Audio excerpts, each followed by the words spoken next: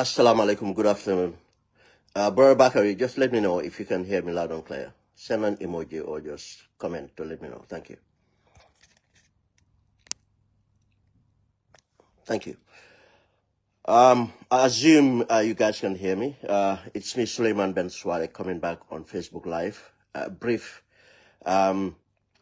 Today, I don't know if I know it's a Wednesday. I believe it's a Wednesday. I don't know what the date is, but I think it's on the 11th. Thank you very much, guys. I just want to come briefly to address the continued failure or the worsening of our criminal justice system. And I am going to cite the case of a magistrate being let go free after being charged for 5 counts of serious counts. And the new legislations introduced, or about to be introduced, or one already introduced, that is the law on insults. And the other one is the bailable offense. Because these are signs of a failure of a criminal justice system. And again, we remember when the coalition came, we talked about reforms. And the two most talked about reforms were the civil service reform, the security sector reform. And I know that many people, once we talk about security sector reform, the criminal justice reform is forgotten. But you cannot have a security sector reform without a criminal justice reform. We cannot come out of a dictatorship, a brutal 22 years of dictatorship, knowing the role played by the courts, knowing the role played by lawyers, knowing the role played by parliament, and we did not take it as a priority to reform the criminal justice system and to make sure laws are made properly from our parliament. These were the common ones. But there's a reform we always forget about because it was never talked about. That's the social justice reform. The social justice reform, which would have taken out corruption. We could have empowered, Gambians. We could have elevated, bringing social cohesion. We could have transformed the life of Gambians. These are things we entirely fail. But I just want to concentrate on knowing that our security sector reform is completely failed because it's hijacked for a purpose. There's no security sector reform. All they did is to rearrange it to fit the administration in place. To arrange it to fit the administration in place. Now this administration continue to entrench themselves to use the institutions we have, to be institutions they have control over so that they can continue to perpetrate the bad governance they have in place. If you look at the criminal, the criminal justice sector reforms, everything that was talked about, it's nil. It's completely nil. When Batambedu came, I can remember the Interior Minister, Maifati, and others. They visited the prisons.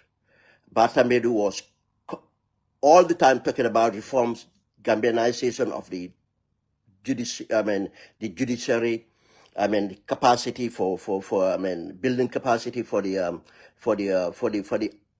Attorney General chambers, and every word of it. And a lot of money came towards that. But what's the evidence today? In fact, it's get worse. To the point now they are legislating more to control, have over control of their criminality so that nobody will hold them accountable. And it's sad that what they're creating is the minority will be protected. The minority would be privileged to do as they wish, and nothing will come out of it. This is sort of covenant they have among the economic cartel, the drug cartel, and the bourgeois politicians, and the civil and a government led by an incompetent civil service. This is what they're working on, and the rest of the population would be forgotten. And the same people will turn around to say that there's no peace in the country, or people are about to destabilize the country, or there's problem with security, or there's problem with unruliness, where the youths are rude, the youths are misbehaving. When you choose to govern the way you do, and you expect to have a different outcome, nobody advocates for these people. We have seen judges visit the prisons about a year ago. What's the solution? We are not protecting the young people. Some of them, happen to commit crimes that could have been avoided. Some of them committed crimes for the first time, and they are young. But there's nothing to protect them, to help them, to rehabilitate them, but they send them to Maltu in remand. How can you justify locking up young people for over years, 2, 3, 4, 5, 6, 7 years, for crimes that if they were tried, they would not have probably spent a year in prison? How can that be fair? How can that be fair?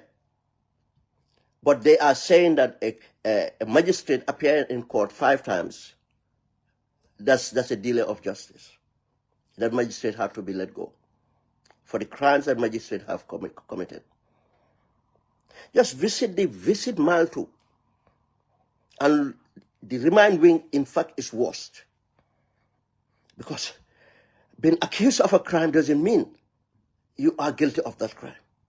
The presumption of innocence is just taken away in this sense. It's not that those people kept in remand that are committed murder or other major serious crimes. No. Yes, some of them committed crimes of trafficking, marijuana, or in possession of sales of marijuana and such. And so others obviously stealing, and so on and so on. And these people are left to rot in Maltu. How are we supporting these youths? If they commit these crimes, probably even the first time they are put with hardened criminals in remand for years, what's their development? What are we trying to gain from that, as we are even criminalizing them more, making them hardened criminals? The time they come out, they can even commit more crimes. These are the failures we can see. What could have been done?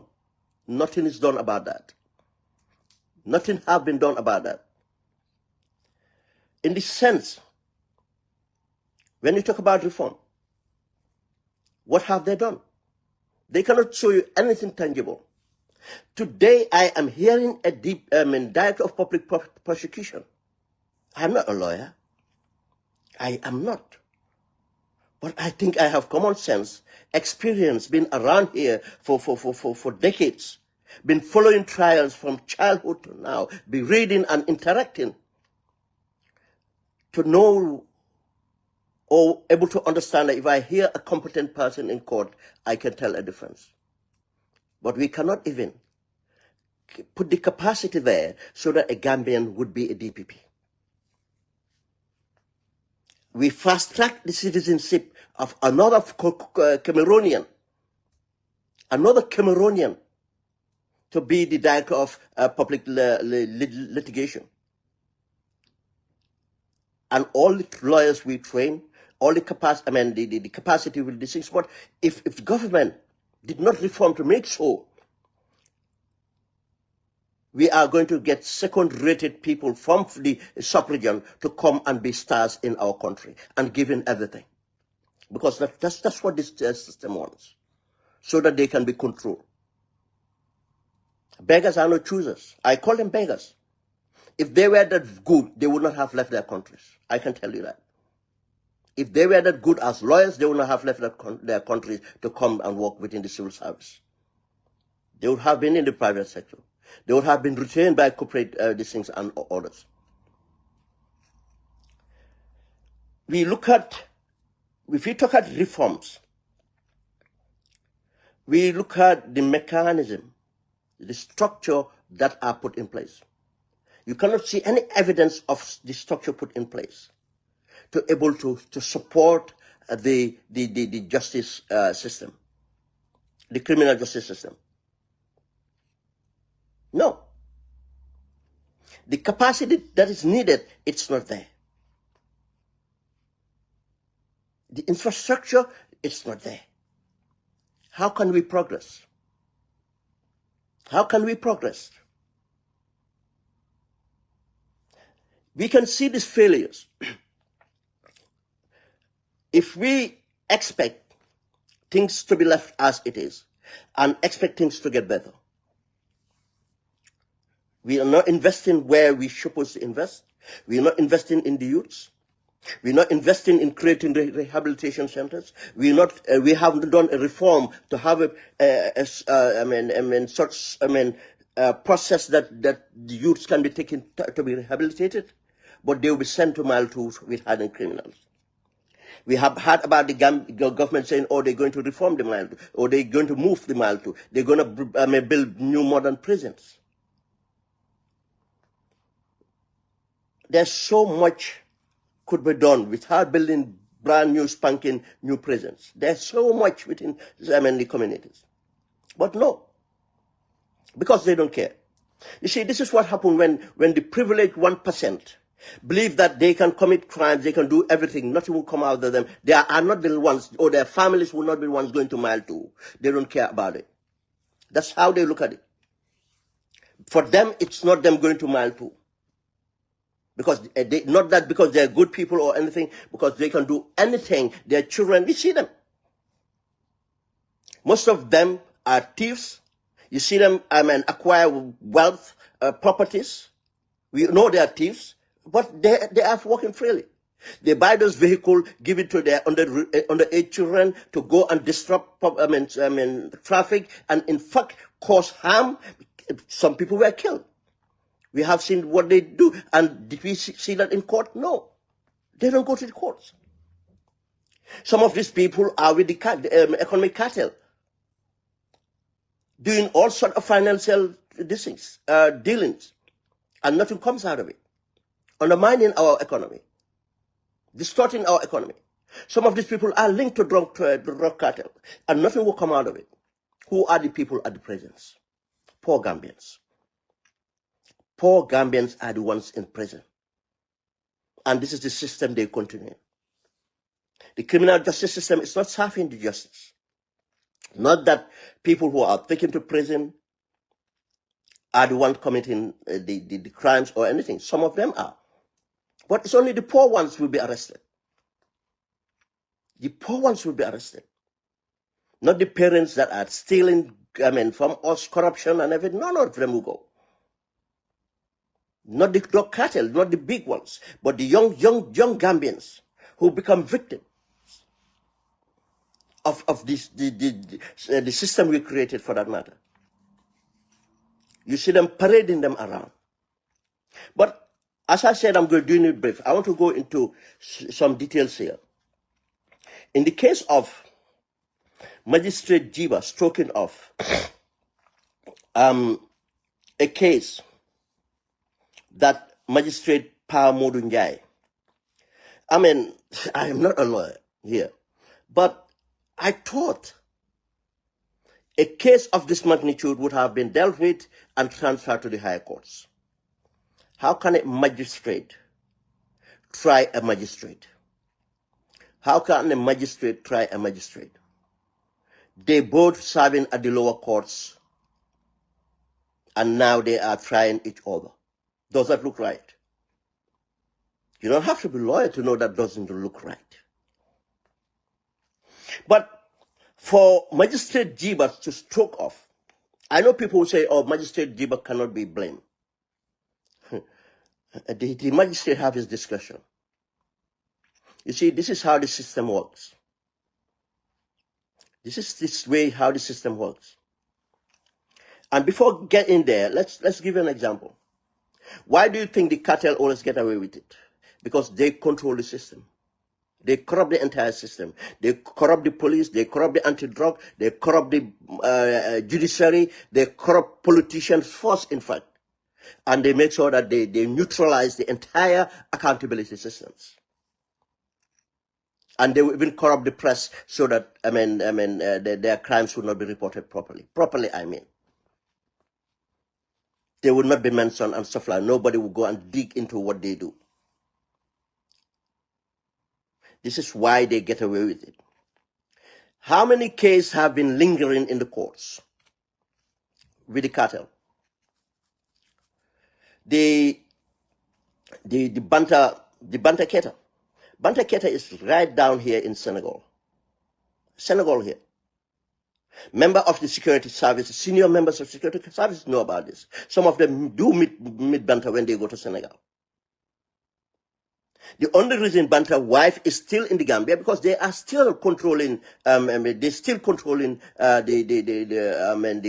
are still part of the cartel. The wife is responsible for the money laundering with their lawyers. Sheriff Tambedu,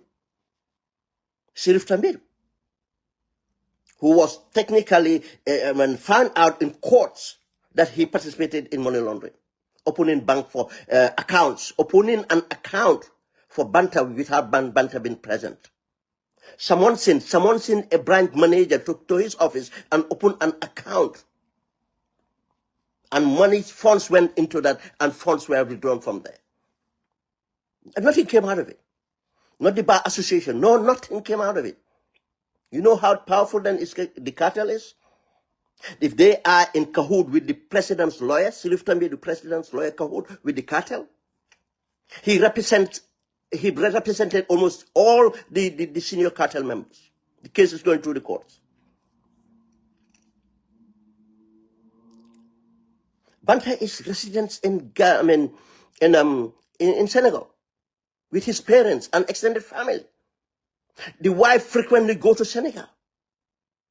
Stay in apartments, stay in hotels, meeting up. You think if they really wanted to extradite Banta, they would not do? No. They would have, but that will not happen. That case, look at the people still in the courts. Something Jai, I forgot the name again. Someone who was technically working with Banta, probably the person didn't even know what Banta was doing. Still, but Banta and Banta's wife and other people are free. We talk about the case of Pablo Jabi, Ababakar Jabi, for that matter. The person that had the audacity to take the name of the biggest cartel member in history of this globe, to name himself after. His real name is Ababakar. But he took the name of what? Pablo Escobar. He was he lived in the country, using private jets, buying properties, buying shares in businesses, patronizing big businesses and everything else, buying very powerful vehicles. And everybody knows that, look, this guy doesn't have a job. And we want to say that our financial intelligence did not know about, cannot see this, to investigate. You want to tell us that our police intelligence cannot see this? You can't, drug law enforcement cannot see this? No. He was known. He was not. The only reason he was arrested because of the consignment that went to Belgium. That was the only reason.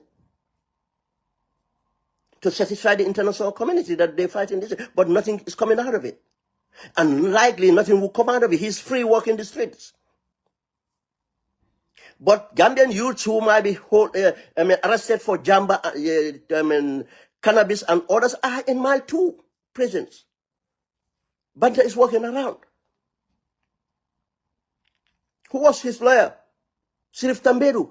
Before Sheriff took one of the other lawyers, I think Lamin Kamara on orders to take up the case. But Sheriff Tambedu was the lawyer. And he's still part of the law. Listen, Bantes Rumi, this Pablo. When Pablo was arrested with the properties and everything, how many properties he owned? Millions of dollars. Guess what? The then one of the what you call it? Is it Ngor Seka? One of the this thing wrote an affidavit to pull in the financial industry and on orders for money laundering. Guess what? After 2 days, that was cancelled. That was cancelled. Right now, a senior politician in the government, son was arrested in the United Kingdom here with lots of cocaine from Gambia. You would have thought that the law enforcement officers in the Gambia would have raided that person's businesses and the house, and so nothing came out of it. Nothing, absolutely. The few drug cartel members. We remember the Lebanese people that they caught in 2017 with the cocaine in the sugar consignment. Nothing came out. They never see a day in court. That thing continued. So many orders have never seen a day in court. The ones that went through the courts, I can name about 3. I remember 2 separate cases involving Bissau nationals. Guess what? They were fined. They were not sent to prison because they are fined something they know that they can pay, because that's what the cartel arranged with the magistrates, and it was dealt with at the magistrate level. The other one was a Senegalese at Jimpex. Almost 40 kilos of cocaine in the trucks that was leading to Mali. Guess what? Never spent day in custody. Fast track to the courts and got fined and released, gone. That's the system we have. If you need to change laws, change it to make sure it works, to protect the people. But they will change the laws to protect themselves. Now, if we come to the case of this magistrate, Pamodu Njai, for Magistrate Jiba, first my point is here. Some people might know that I think Melvin is there. He might respond to this. Why should a magistrate take the case? If the magistrate was just hearing the case for due process, I think it would have been easy to move the case to the higher court. I don't think it's right. I don't believe it's right. I'm not saying for certain. I don't believe it's right that a magistrate should have taken the case of a magistrate. They can take the case because it will start from the lower courts, but the process so that it be transferred.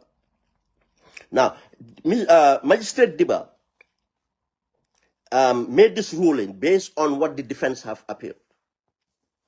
Just as Bakari Baha said here, Bob Ketter's case went over a year or so. Been adjourned many times, in and out and everything. He was not accorded bail. The case was not discharged.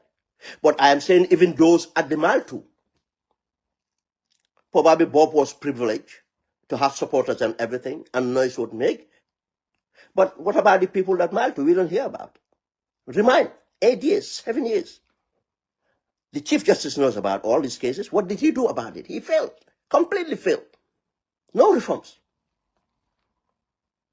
The Minister of Justice that should help to bring out legislations, help to work with the judiciary to make sure these things are fast track and orders, capacity put in the courts or at the AG chambers and other places, prosecution to support the police and orders, nil. Nothing came out of it. Now, for Magistrate Diba, to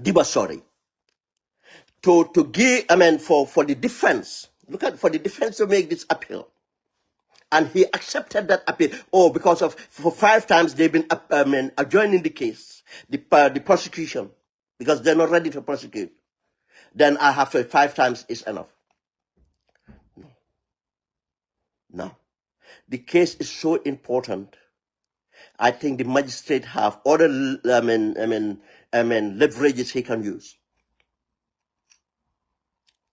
He can he can make a ruling. He can address the court in way and manners and report, in fact, because these are serious cases. But this is how they do it. They kind of do it in a way that you think that, oh, it's that is how it happened. No, you can excuse. No, the magistrate cannot. Diba cannot excuse himself in this. The other thing is because look at the charges. You see, the reason why you have to look at the cartel and the system. Remember that the exhibits, these are exhibits taken through the process to the courts, and the magistrate is alleged to have stolen this and redistributed it. Now, the magistrate Pamodunjai was not tried only for missing exhibits. He was not tried for negligence. No. He was charged, alleged that he conspired and took evidence out of the court. Evidence that could have make sure people go to prisons for the crime they committed. Evidence that will have support us to combat the cartel. Now, the cartel don't want that to happen. The cartel makes sure the magistrate to look after it. In fact, took it out. That's what. Stealing, but redistributed it because it went back to the market. Did he give it back to the same cartel that owns it? It was an elaborated plan, allegedly, that cocaine was swapped for sugar or something else. How many times did it happen? He was caught this time around. Now we're making him get away with it.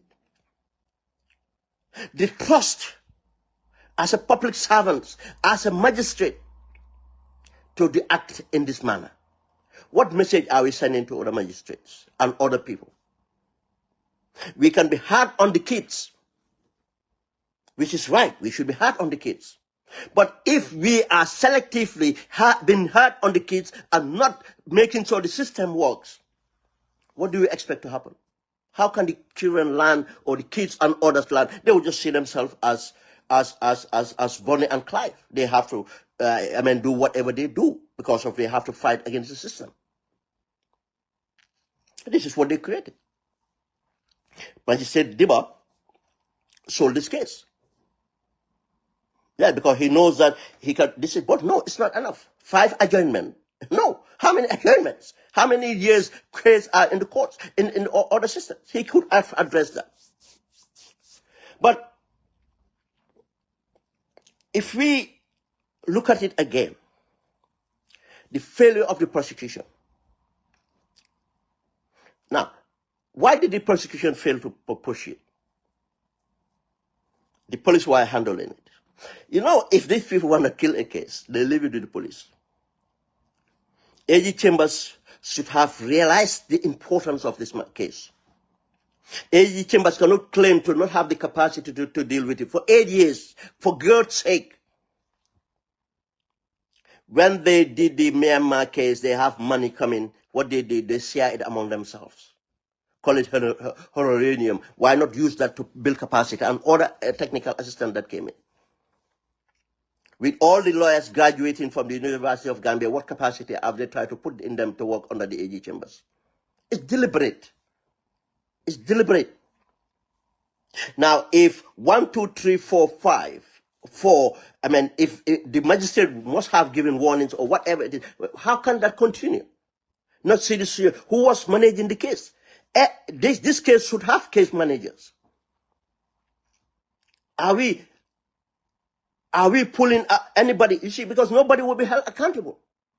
The failure will just, that's now we forget about this case. The cartel wins because the cartel is controlling the system. And they start from the politician. And if we turn around to say that the reason NPP is loaded is because of they're working with the drug cartel, they're working with the economic cartel. Drug cartel works with the economic cartel. Let us prove us wrong. There's no senior cartel members behind bars, locked up or anything. There's no economic cartel member behind bars, locked up or anything. But what we have evidence is the people around Barrow and the people with Barrow are absolutely loaded right now, and the NPP is absolutely loaded. They buy vehicles as much as they want. They pay salaries as much they want. They pay allowances, expenses. They are building brand spanking new offices. Common sense, where the money coming from? Drug cartel, economic cartel. Now, let me remind you something. January, do we remember the case where the Dockland law enforcement officers said that they destroy exhibits, tons of cocaine around Sunwin? And it came out that they lied. It was flour, foreign flour, to make bread. That's what they burn at the place. Because they're so reckless. Because of they know nothing comes out of it. Even when they said they have burned that in that shallow dock, I don't want to say grave, hole. They burn it and they walk away. The residue of the flour was left behind. It caked up. Flour, you burn flour, it cakes up. People that know the quality of cocaine in the Gambia, if they burn that amount of cocaine they claim to have burned at Cape Point, the entire of Cape Point will be stoned. They'll be stoned. They'll be stoned. If you know the process, it goes, the cocoa leaf goes to become white powder. The amount of chemicals in there, even for them around there, they'll be stoned. They will not be able to capture it. That's why there are special these things that you use to destroy the flowers, the cocaine. You know they did the investigation and since January and presented the report to the AG chambers. Nothing out of it. They move on. They have moved on. You see, this is the way they do this things. Let's move on to the laws. Bailable offenses. Apparently, according to Kek Sane, who is very competent in reporting legal matters for that case, he's saying that they are drawing a law to make certain offenses bailable. Murder, rape, robbery, and subject to court discussion. Subject to court discussion. Let me give you a first example of this. A historical fact. You see, during the First Republic, you see, this is where the corruption of PPP went on. During the First Republic, around 1992, a crime that I nearly witnessed, because the crime happened at our doorstep in Bakau Central. Two young people had a fight. The victim was Matar Nyang. People from Bakau know him. And the person that committed the crime was called Pa Yusu Samba. Most people could just call him Pa Yusu. They had a fight just around our compound at the doorstep. Actually, the blood was right on our fence, and allegedly Pa Yusu stabbed Matar, and Matar bleed to death at the spot there, just by our compound entrance. This was what happened around 1992. I said 92 because I remember I left the army newly then, and I left the army in April. But this thing happened, I think, Christmas. Oh, New Year's Eve. Thank you, Matar from Kache. New Year's Eve. Because I remember we came back home around 6 a.m. from New Year's Eve, this thing, and came and saw the blood. and it was explained to me this is what transpired.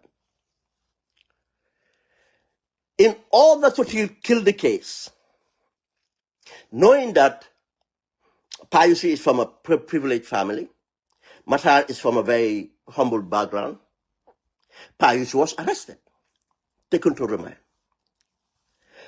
But in order to get Payusi out of the system, not to be held accountable, because if the case was tried, he would have been convicted, because there are witnesses and everything else. I mean, people were there, they saw what happened, and you know, I mean, the forensics are, these things, the stabbing, the blood, and everything is around there. He could just have pled guilty or whatever. But no, this is what they continue now. What they did was, first, the law. This was the reason PPP went to parliament, because whose Payusi's family is, went to parliament and changed the law. And when they went to parliament to change the law, they went and said that, oh, because of international stand, because of humanity, because of this, because of that, is barbaric, and so on and so forth. The law have to be changed, that people would not be sentenced to death if they commit those sort of crimes. They were not saying the truth. It was a lie. They were changing a law for one person. When they changed the law, that was the first action. You know, still, if the trial goes through, the person can go for life imprisonment, or to go for a period of time that will consider a life of his life, for about 30 years, 20 years or so, for a young man. What they did was use technicality again in the courts. They refused, the AG chambers of Sadauda Kairawa Jawara's government refused to take the case to the courts. They deliberately created a judicial mishap, the process. Just as, you know, what happened in this case of a magistrate. But in this case, what they did, they failed to charge the gentleman, they failed to produce the gentleman to the courts. It's not that they didn't know what to do. It's not that it's by accident or no. It was deliberate. First, they have to change the law to make it easy to argue a case, and that case they're going to argue is that even this guy was not produced. Hence, it's not capital punishment anymore. The failure to produce Payusi, they took it to the magistrate courts. Guess what? The case was dismissed. That evening, Payusi took, that evening, I believe, it was not either that evening or the next, Payusi was, they bought a ticket for Payusi, and he flew out of the jurisdiction of the Gambia and came to the United Kingdom. At that time, 1992, 93. I think he left about 93. The case, I mean, it was in 93 also. It's not new. Now, the same thing now they're doing is, they are creating an avenue so that their people would not. You see, this is selective. In a country that we know that our justice system is not working, to have certain cases to pin down in this manner, to take the discussion away from the judges, because our judges are easily corrupted, was a good thing. Make it unbailable for murder, unbailable for rape, unbailable for robbery. Because we have seen that the justice system is very discriminatory. The have and the have-nots. It's very unjust. We are witnessing the case of Ousainou Bojang. A case that, if you have examined the case, primarily, from the first instances, you would have let him go. And then could look for the criminals. But the people that committed the crime or commissioned the crime are the one in charge of, to investigate. How we expect them to deliver. And luckily here we have Justice Ibrahim Jaite, so far doing the right thing. But what have helped Ousainou is because of lawyer Lamin J. Dabo. I can tell you, if he didn't have the legal representative, the case would have been finished and the guy would have been gone. And we know the average Gambian would not have a lawyer that would, or the capable lawyer that would be present in order to represent them. No. That's why many of them are in mile 2. Young people from poor backgrounds are in mile 2. Now, to making the offense bailable, and I have seen people saying, yeah, because of the congestion of the courts. Whose fault is that? Are we going to say that, okay, hence Gambians cannot, we cannot create a system that Gambians will be fed properly, and this thing, let's start liquidating Gambians. Are we saying that now we have to even bring in a policy to say that Gambians should not have children, or they should have one child? One child policy? Is it not our responsibility to make sure the courts are not congested? It's not our responsibility to have a criminal justice system that works. What do we tax this government for? We give them a task. They ask for a mandate. And they failed this mandate. This is why I started the discourse on criminal justice system. There are so many things, mechanisms that could be put in place. That can be emergency measures taken to expedite the people at remand so that their case can be heard. It's our priority. Justice is important. Without justice, we can have peace. Without justice, we can have progress.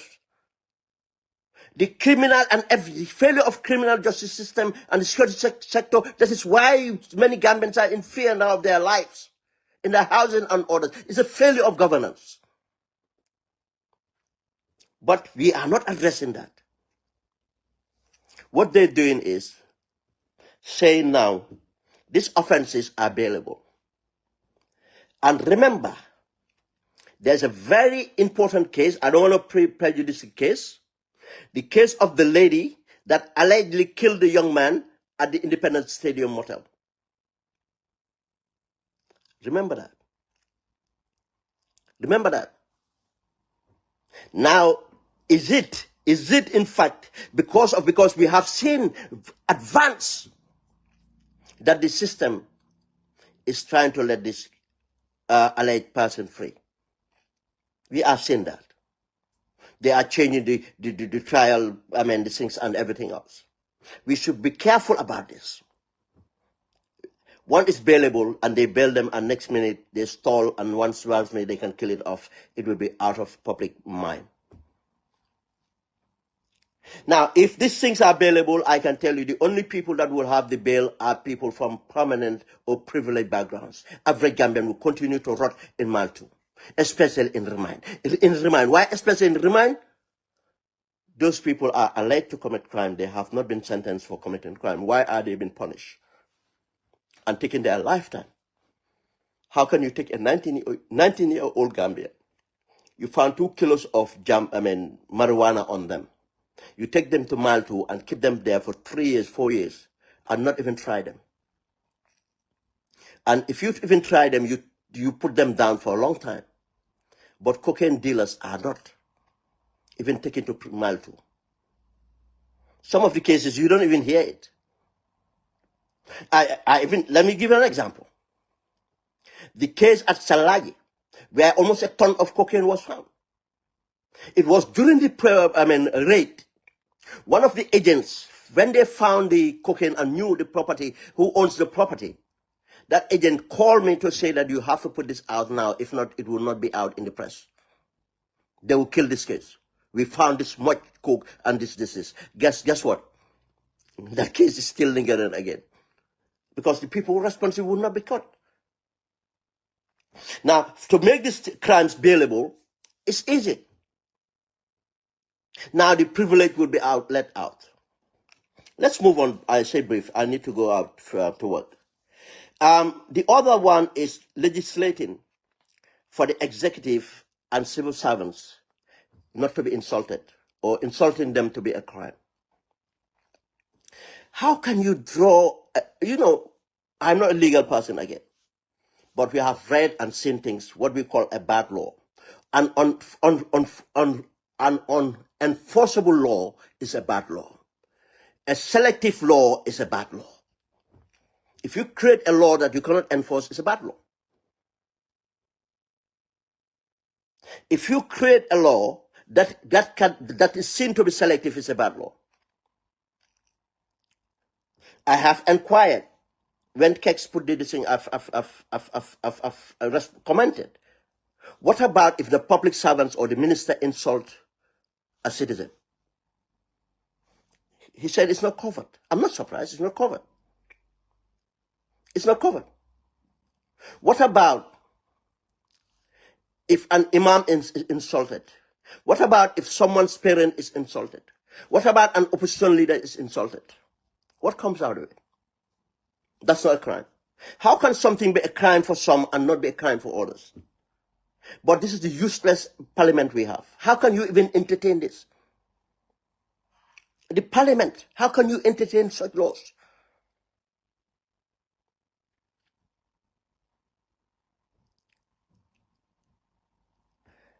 If you want to criminalize insults, there's a lot you have to do. What about those commissioning the insult?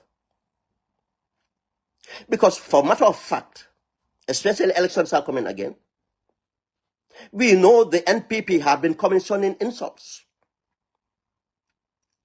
I'm a victim of that. A gentleman who was in India, a Gambian, had a so-called platform called Independent whatever,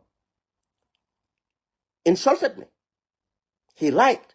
He said, I'm a pedophile. He said, I raped a 2-year-old niece. He was paid to do that. He was paid to do that, thinking that that would shut me down. And other people have been accused similarly. We know of people coming from the diaspora going down on the ground, on campaign trail, in front of presence of the president, insulting opposition members.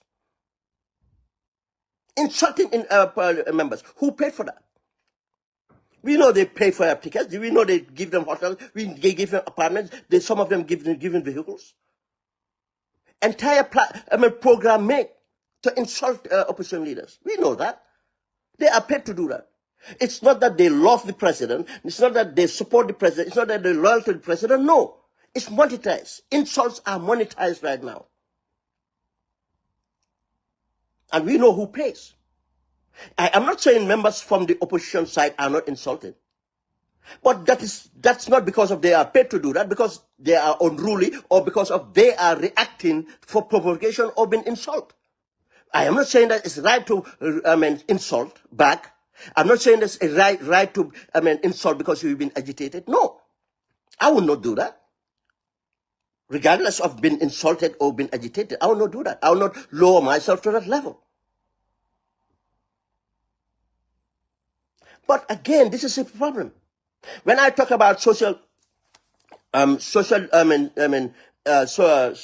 justice reform, the reforms that we needed to do to educate, to inform, to build a mechanism to make sure the youths are protected from picking up bad behaviors, and so it's not done. The so-called civil educational programs is a lie. The entire commissions are useless. They don't have what it takes. They are dictated on what the government wants to be talked about. Why have you now you legislate insult? If I say that the president is not telling truth, am I insulting the president? If I say the minister is lying, is that an insult? What defines an insult? How can that be a priority? How many people are insulting in society for government to legislate against insult to civil servants and executive? How many people are they? Don't we have any other way to deal with it? I think there are even existing laws that could be used to prosecute those people. But we all know this law will be selective. This law will be selective. If a president would stand at a political rally, and a candidate for mayor is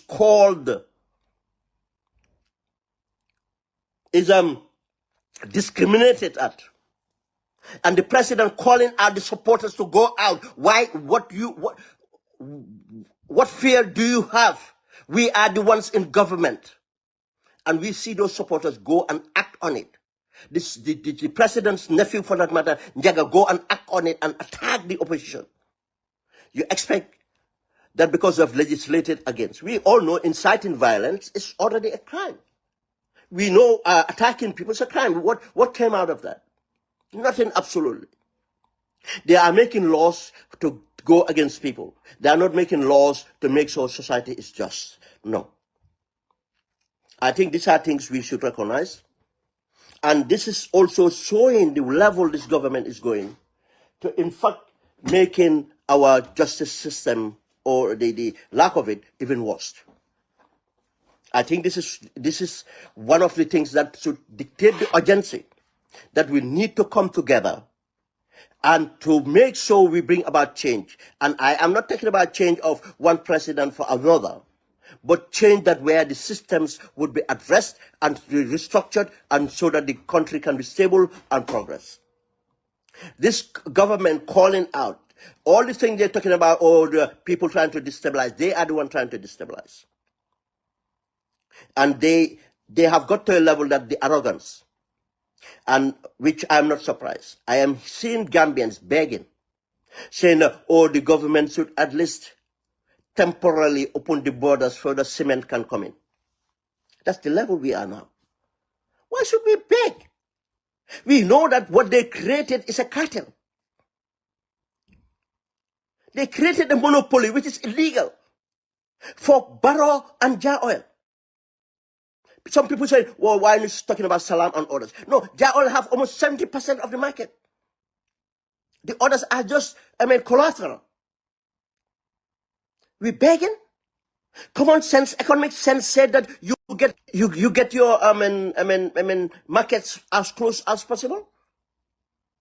Now, because of the competitiveness of cement in the areas that Jar Oil choose to go and get the cement, Egypt and Turkey, we have sent, Tangara have been sent to try to help for the Egyptian government to intervene. These are commercial decisions. Now cement is selling for $500, and we are begging for temporal relief. But we are not calling for change. This is where the problem is. Now just imagine how many victims. The entire economy is shutting down. And the same government will come out to lie to say that we are growing by 5.something%. One of the areas that we grow is the construction industry. Today, the laborers. Today, the women selling to the laborers. Because those laborers, those engineers, those architects, those people working in the building, these things, how many of them are? Without cement, what would you do? Those people selling equipment or materials going with the cement. Do you think those people selling sand, without cement, they will be selling the sand? You think those people selling the windows and so on, you think that if the building is not built to the window, the length of window, would you buy a window? You think if there's no cement, people will buy rods and other things? This is how much critical this industry is. To the level of the woman selling pancake in the morning in order to have a little bit of money to rush to the market to feed the family. All this thing is destructed. The laborer that have to go out to earn for the day in the morning so that they can have something for the next day. It's not doing anything. And the solution is out there, open, free the market, let people go and buy and bring. If Jar Oil was manufacturing, why is he importing? Does that make sense? You said you protect him because it's a manufacturing industry. What manufacturing industry do we have? But we choosing this to allow it to happen. And I think the opposition can start out there. We don't have trade unions. Civil society is kind of non-functional. It's only when people really get to their these things, they come out. And we continue and expect to have a better country. No, this is why we're losing our sovereignty.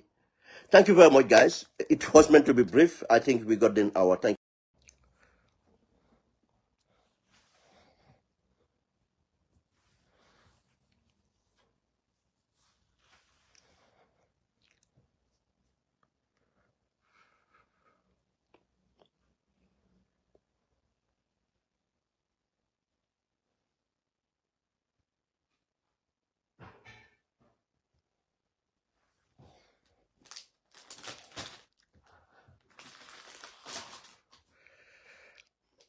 Assalamu alaikum. I just want to make a quick reaction to the ruling by Justice Ibrahim Jaite on the case of the state versus Ousainou Bojang. If you can hear me loud and clear, please comment or just send an emoji. Then I'll proceed. Thank you.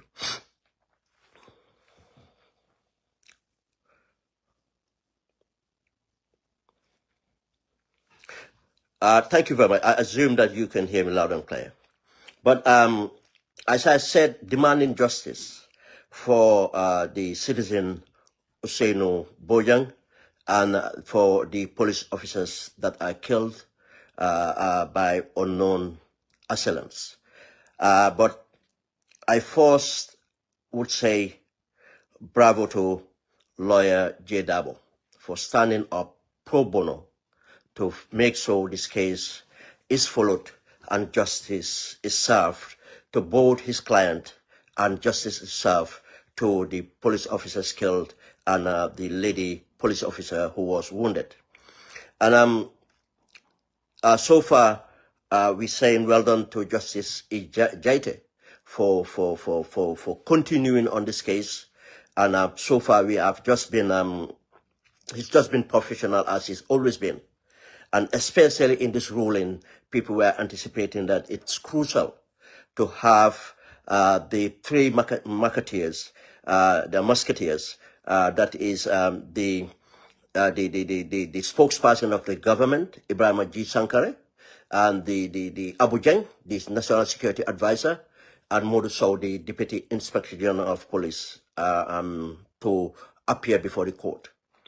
Justice cannot be served if these three people did not testify at the courts. Justice would not have been served. I think we have. When this case happened, it was so traumatizing. It was so traumatizing.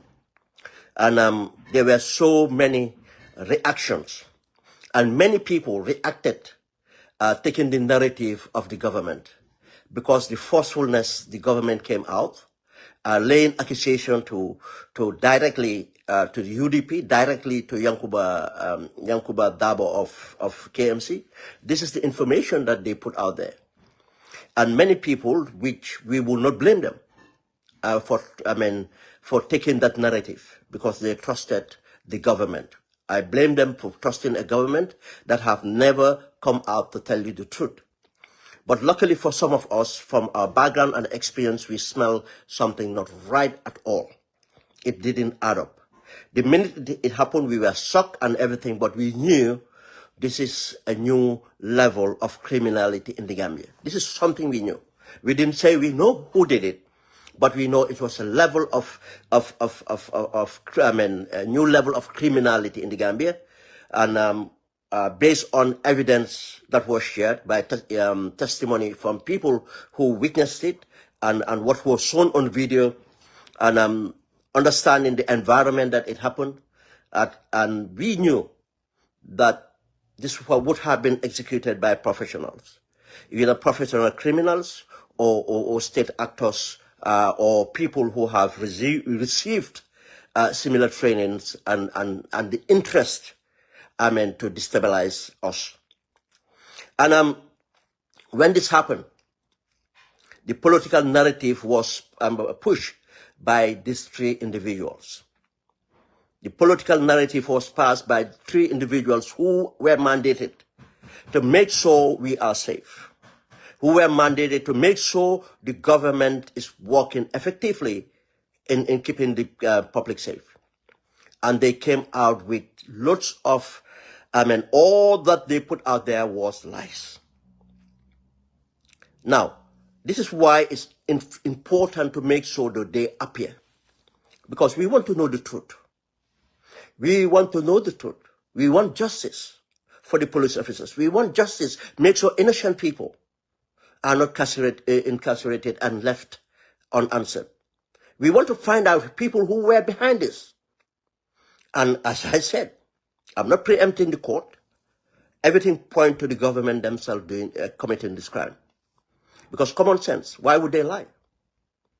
Why would they not approach the incident based on the evidence they can find? Because everything they said wasn't an evidence. They in fact avoided all the evidence and went and fabricated a completely different narrative. For what reason? Because their motive was to tarnish the image of others and criminalize others and to politically use it, weaponize it to ban a political party. Just as they have seen it done in Senegal, where when their intelligence went and burned down a bus with people in it and turned around to say that it was done by demonstrators who belonged to Pastif, which we all know was lies.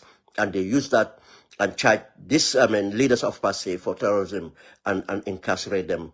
But eventually the people's power prevailed. And we know where we are now. You see, this is the danger we facing now. That's why I am happy that this case is moving. But we have to thank Lamid J. Dabo and or the other legal people that join in defending Ousainou's sister, because we keep on even forgetting that there's another person who accused who is very likely not guilty of any crime. But if this government have it, these people will be found guilty, and the perpetrators of this crime will be free because of what they were doing. Who people committed this crime were doing this crime on behalf of the state. This is coming now very clear. How is it coming very clear? From the state witnesses, none of the state witnesses were credible. None. They came and did their testimony, and the cross-examination, they all been found out to be untrustworthy witnesses. From the so-called 3 military officers that magically, coincidentally just found themselves at the scene of the crime, they lied. On a cross-examination, it was proven that they lied. Not only cross-examination, even the cell data have proven that they lied. The location, the location of travel and the timing and everything was a lie. Who presented them the state? Mama Gassama, she lied. And to the extent of, in fact, a material evidence that the state should have been relied on the state, make sure it wasn't available. The audios that they used, the state used, to make people to believe the narrative they were selling. They deliberately make sure that did not come up. They deliberately make sure it didn't come up. They said they didn't have it. When it is still available online. We know they lied. The telephone, the phone, and the phone line that Mama used, they make it unavailable. Then the state is not interested in justice. The state is interested in trying to lock up the wrong person, people, and to protect the people that perpetrated the crime. Then the state have a vested interest in this because of they are responsible. I'm just talking about what transpired in the courts. But outside the courts, people even access more information. Momar Cham, the deputy, deputy, how to call him? The deputy CDS, he was the deputy CDS. Now the CDS, Momar Cham, live 100 meters from where the scene happened. His compound should be, he have military guards at their compound, but we did not see the state bring out those people as witness. Were they at the compound at the time of the crime? Alleged crime. If they were not at the compound, why they were not at the compound at the time of the crime? A lot of things have not been investigated with the states you have presented, the absence of CCTV and everything else, refusing to bring a vehicle that was identified by people who witnessed the crime, that the perpetrator of the crime came off that vehicle. Now that vehicle has been said to belong to PIU officer. That vehicle, I forgot the mark of the vehicle and so on. The description of the perpetrator of the crime did not match the person they arrested. And none of the witnesses which, who have even gone to the police station and give statements are produced to, before the court. They refuse to produce them. The witnesses who witnessed things happening, who luckily we had them give the version on social media. They did not bring them out. When those witnesses failed to identify the suspect now, Ousainou, they said it wasn't Ousainou. The person that committed the crime is not tall as Ousainou. Who else can? From the beginning, everything was constructed. Mama was placed in the right place. Everything was placed in the right place. Even Ousainou going to Casamance was kind of engineered by police intelligence. They manipulated the young man. Everything is so clear as it is. They are not interested in the truth. The statements that the witnesses gave at the police stations mysteriously could not be presented by the prosecution. When the defense asked for it, they started bringing dodgy statements. Can you just imagine? Everything physically on the thing, the so-called pistol was a lie. They presented, something which was a lie. The entire case is just bound on lies. Now, we all knew when Sankara came elaborately, gave a complete within few hours, and people believed it. Saying where this person Ousainou works, who Ousainou was associated with, the plan that he got paid, everything else. How can anyone have that as a mistake? The entire statement was fabricated. Ousainou was not working at KMC. Ousainou was not at the scene of the court, at the court this thing. Ousainou was not did not meet any other person in any motel to discuss about this thing. Nobody paid Ousainou anything. Because none of this is presented to the court. Later, he came out to say that, yeah, I lied, but I did not lie. It's the police that lied because police gave me the information.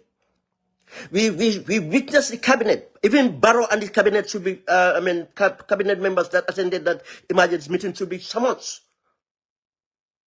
They're giving incentive for someone to lie that, oh, they're giving reward of 4 million and calling this a terrorism, this thing.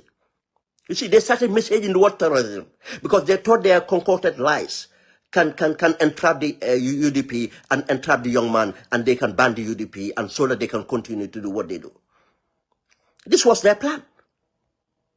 When some of us came and looked at the evidence, based on our experience, and dismiss it, we are labeled to be sympathetic to the UDP. To hell with that.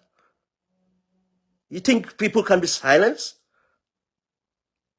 because just be labeled to be part of the UDP? You think that's enough to silence us? Nothing can silence people like us. Our conscience is clear. Because we know we are dealing with a criminal government. The next minute, because they know that all they concocted was a lie, they went and want to bring in the Casamance rebel in it. The National Security Advisor, of all people. How can our country be safe? If the people, caliber of people we call National Security Advisor, is a liar, a fabricator, talking about these rebels, Ousainou being a rebel, associated with the rebels and everything, which is a lie. People born and brought up with Ousainou know and testify. He's not even interested in nothing in politics. And I forgot. The minute Ousainou was identified with the Ousainou Bojang, people wanted to make him a Mandinka. We know that. The government wanted him to make him a Mandinka. Until it came out that actually, if anything, the family is affiliated to APRC. That shut them down again. But now, because Ousainou is a Jola now, he has to be a Kasamaster. You see how dangerous this government is? This government saying, oh, we have to be careful not to destabilize the country. You see how far they go to destabilize us? Now to have, they have to, now they go, have to, but it's ridiculous that our national security advisor is not intelligent even to construct a better statement. How can a trained rebel, commit a crime and hand over themselves to a woman that they never met, to protect them? A trained rebel, if a trained rebel can execute a mission like that and cross the borders, will he not go and hand over himself to his handlers, to his masters? But this is the level of incompetent government we have. Abu Jang just to occupy and have a job and to be paid and to live a life that they have no potential to achieve or maintain. He will lie to lock someone up. He will lie to completely destabilize an institution. Because this is destabilizing and the government itself. If a government lives on a lie, if the government can manufacture, commit crimes and manufacture evidence and lock up innocent citizens, what do we call that? All these people should resign today if they want. They will not. But it's for us Gambians to kick them out of that place. This is the risk we are facing now. This is how they threaten our lives. The same Abu Jang came trying to lie about us, diaspora and some politician being part of the so-called coup d'etat with that Walter Mitty character. Yes, he was pointing to us. He was pointing to us until one of his nephews was kind of appointed as a financier. That's how they retracted. Because he knows that was a lie, that the nephew, because they did not know that person was his nephew. They did not know. When they lied to him about that, and he knew that was his nephew, and he knew it's a lie, but he knew too it's a lie that there's no evidence linking me or other people in the diaspora they were pointing at. He knew it was a lie, but he was comfortable to say that. But as it went on, and his nephew, a former head of institution in the Gambia there, was pointed as financier, he backtracked from that. Abu Jang is shameless. He's a liar.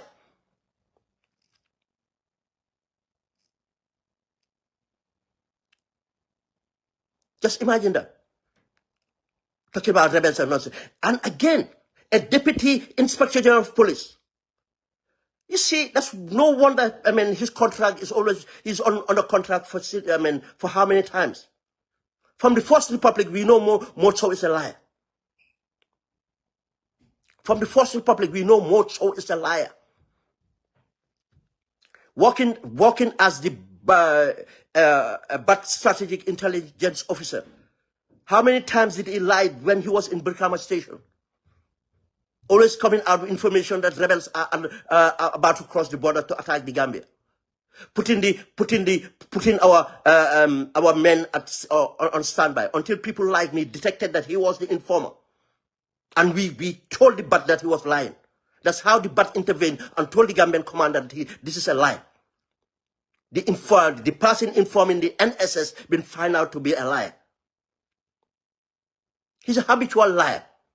This entire government is made of people who lies in strategic positions, People in strategic position are liars. Momar Cham, that night that the police were shot, at Nemban Clinic, he went and turned around to one of the fathers of the victims, saying that, oh, this is done by the UDP. How did he know it was done by the UDP?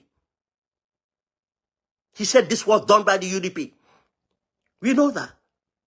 He lied because of they are the one that planned this and wanted to make it a UDP thing. Motso came out lying. He doesn't even know what grid reference numbers are. He doesn't know what a 4 grid reference number is. He doesn't know what 6 grid reference number is. He lied about picking electronic signals, which Gambia have no capacity to do it. Or the networks were busy and we picked up this number. He said the network were busy, they picked up a particular number and they followed that number up to the border, and that's how they chased, and which was extraordinary lies again. And if his narrative was followed, again, that number could not have been Ousainou. Because Ousainou was at home when this crime happened. The defense have established that. We knew that before the defense even established that. Because witnesses have said that. Ousainou was at home when this crime was committed. Any genuine investigation would have ruled out Ousainou, and the perpetrators of the crime would have been chased. But they would not have chased them because they are the perpetrators of the crime. They kill police officers for political reasons. And Barrow knows it. Barrow knows it. And I am calling Babali to follow this case. Hence he said that if he knows that Barrow have committed, or this government have committed a murder or such, the outcome of this court case, if it goes the way it should be, these people, and I expect Babali to come out and call out Barrow to bring out the perpetrators of this crime. To bring out the perpetrators of this crime. They lied. That's why I said thank you for Lamin J. Dabo. Probably if he did not take this case, nobody else would have. Pro bono. Pro bono. Because of he believed in justice. And I said so far, Justice Ibrahim Jaite is delivering as we always expect of him. He's delivering as we always expect of him. For him to rule for these 3, criminals to appear. I'm not saying alleged criminals. They are criminals. I know it for certain. They lie.